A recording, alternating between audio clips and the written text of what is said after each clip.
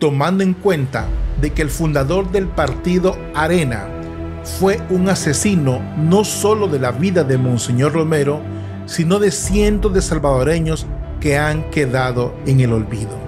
Porque realmente fuimos oprimidos por la corrupción, por las maras y por gobiernos que les importó poco, pero muy poco, la vida, la salud y la educación de nuestro querido país. Podemos describir que el patriotismo es el sentimiento que tienen los seres humanos por su tierra natal o en otros casos, como la tierra adoptiva, a la que se sienten ligados por unos determinados valores, afectos, culturas e historia. Es el equivalente colectivo al orgullo que siente una persona por pertenecer a una familia o también a una nación. Al sentirnos salvadoreños, debemos de tener claro el compromiso de respeto y amor que debemos a nuestro país, El Salvador, y los elementos que sumen el ser salvadoreño. Mediante nuestro trabajo honesto y la contribución personal al bienestar común, desarrollamos plenamente nuestro compromiso como ciudadanos y en este contexto fomentaremos el respeto que debemos a nuestro hermoso país llamado El Salvador. En nuestro país, el mes de septiembre se ha establecido como el mes patrio, gracias a la historia de la independencia. Sin embargo, este sentimiento debe estar presente en cada día del año sin esperar una celebración nacional para poderlo vivir. Pero ¿por qué El Salvador debe celebrar su independencia en esta fecha? Y en segundo término, ¿de quién debe considerarse que se independizó el país? En este video hablaremos cómo salvadoreños estamos viviendo en independencia o en una dictadura. Damos inicio.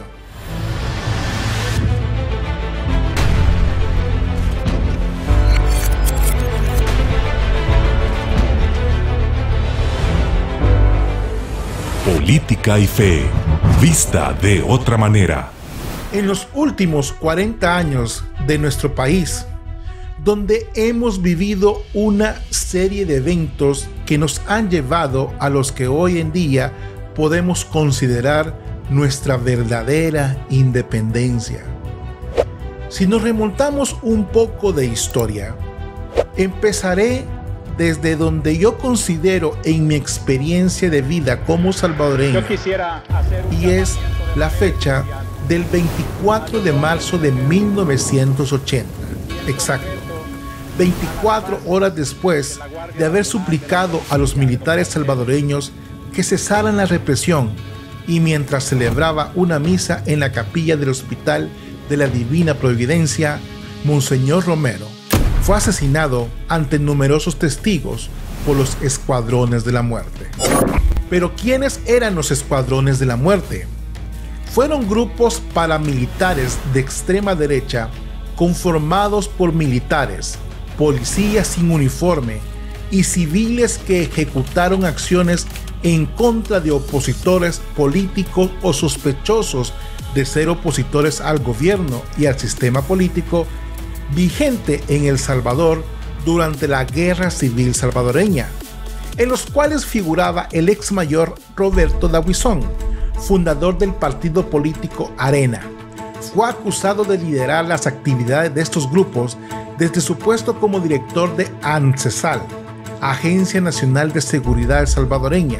El ex mayor Roberto D'Aubuisson falleció el 20 de febrero de 1992, sí, por un cáncer de garganta.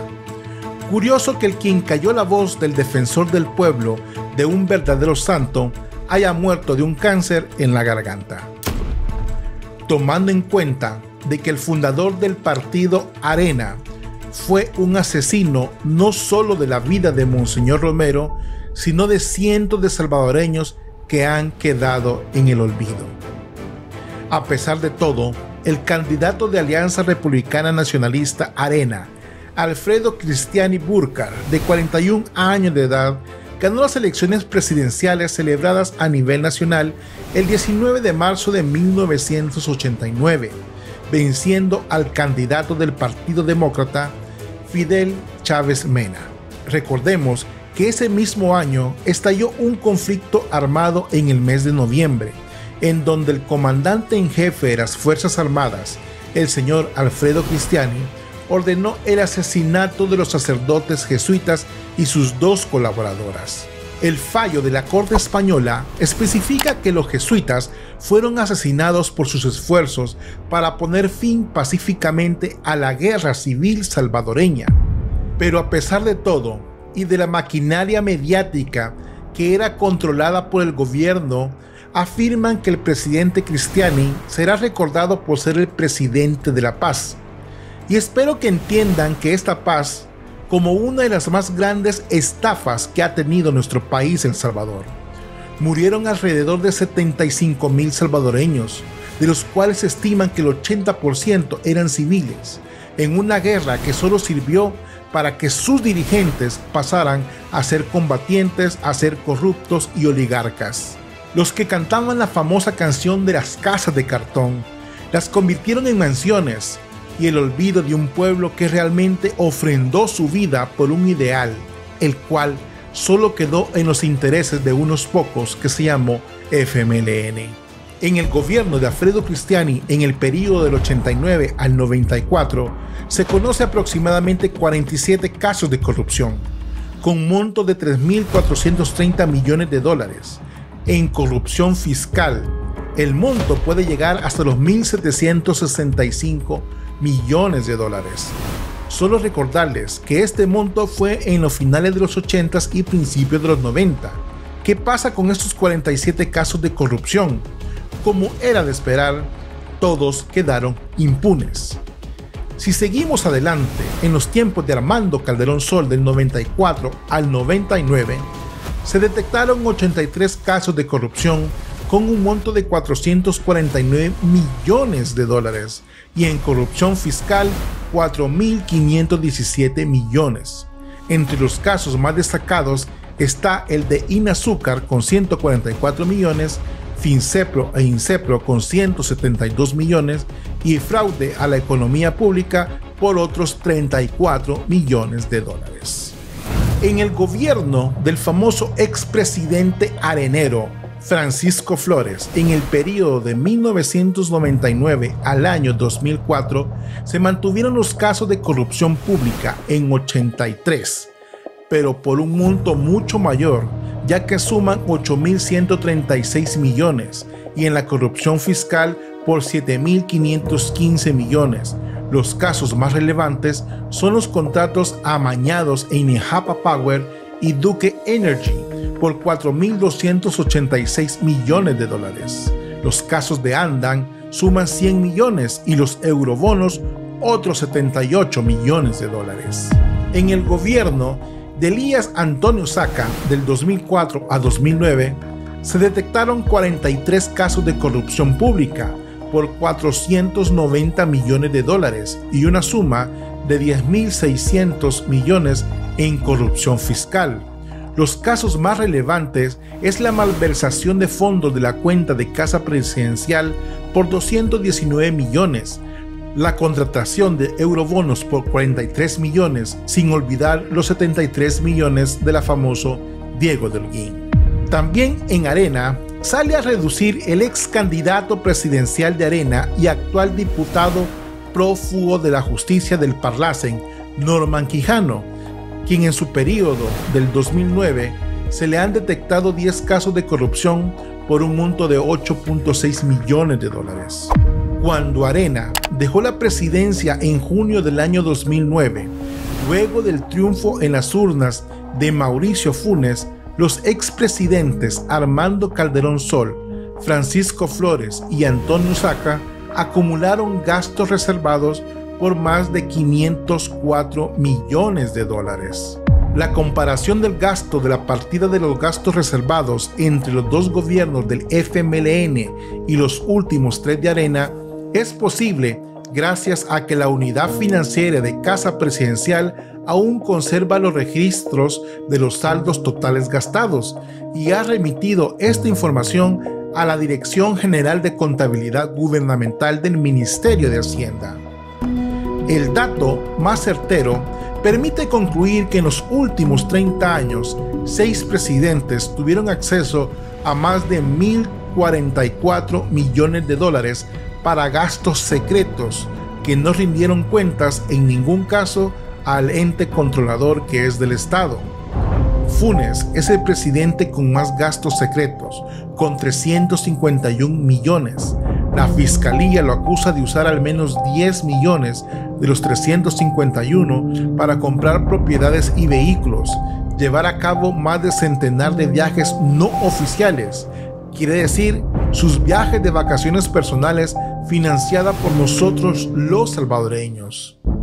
Y terminamos con el gobierno más nefasto de toda la historia, el de Sánchez Serén, el cual realmente fue un verdadero chiste. Pero fue un chiste que nos costó vidas humanas y varios millones en un buen vivir, que realmente fue otra manera burda de robarle a un pueblo que moría en las manos de sus seres queridos a causa de las maras. Pero muchas veces obviamos algunas cosas para no querer entrar en polémica. Pero hay momentos que el vaso y la paciencia de cada quien tiene un límite. Y creo que el mío y el de muchos salvadoreños que queremos a nuestro país, a pesar de sus defectos, que no simpatizamos ni con las extremas, porque realmente es un circo lleno de animales y payasos, y con respeto a los animales y los payasos desde luego, creo que ha llegado el momento de que nosotros vivamos ya nuestra verdadera independencia. Ha llegado el momento de decir a todos aquellos que su única labor es lucrarse de manera despiadada de un pueblo que ha sufrido los últimos 40 años, que ya no los queremos más. No puede ser que aquellos que dicen ser de un lado, y hablo de los católicos, no podemos ser de arena, sabiendo que su fundador es el asesino intelectual de la muerte de nuestro santo Monseñor Romero. Eso es ir en contra de cualquier principio de un partido que por medio de la muerte intentó callar la voz de un país. Pero como dice una canción, de la bala nació el santo.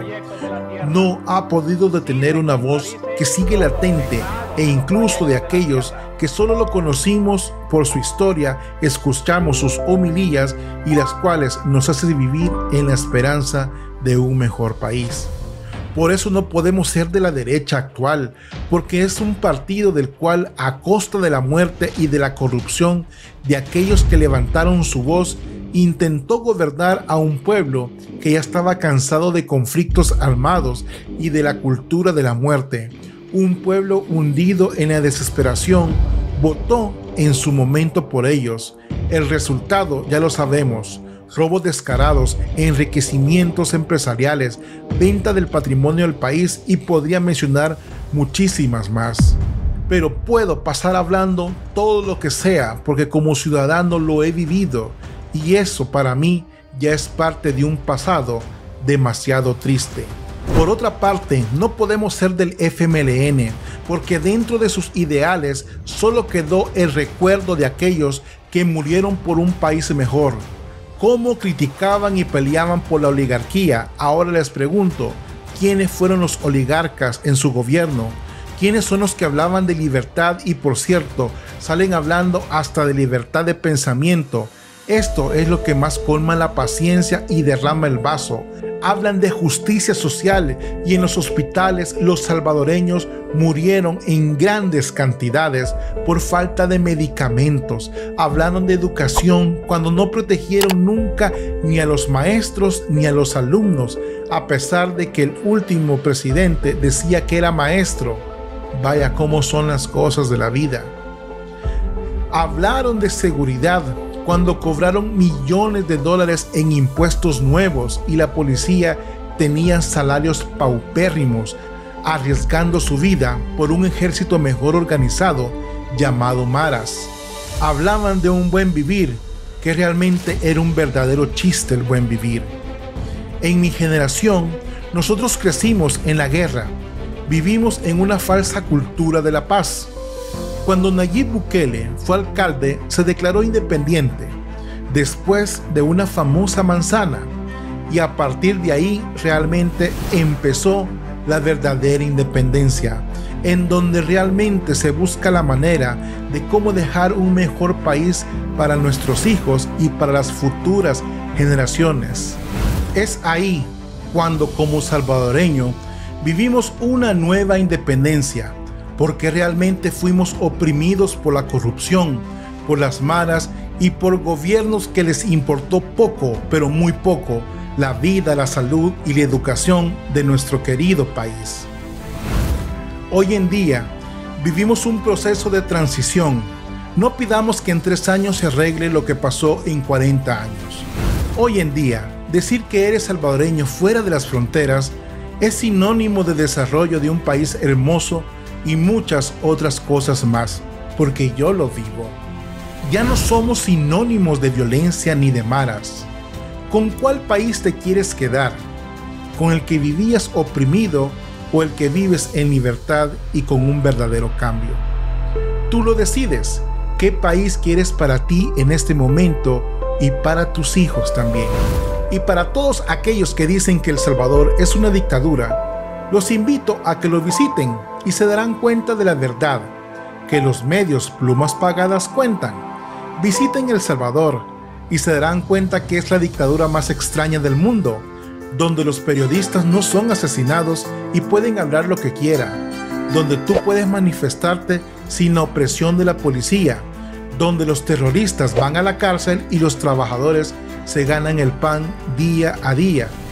No es fanatismo, son datos y vivencias personales y las de mis paisanos, los salvadoreños. En este día de la independencia, todos los salvadoreños sigamos orgullosos de que vivimos en el único país que lleva el nombre del Hijo de Dios, El Salvador. Bendiciones, paz y bien, Dios con ustedes. Estás en el canal Política y Fe. Vista de otra manera. Política y Fe. Suscríbete para más contenido, comparte y da clic a la campanita.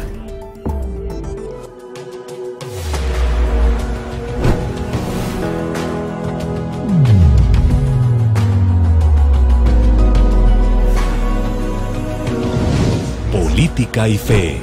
Vista de otra manera.